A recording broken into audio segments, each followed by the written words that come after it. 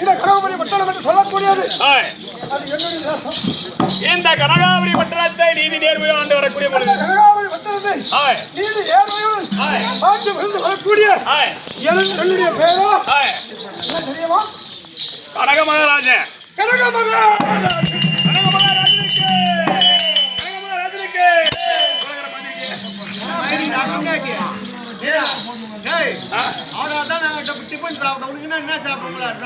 என்னாலதான் டிஃபன் சாப்பிடுறீங்க.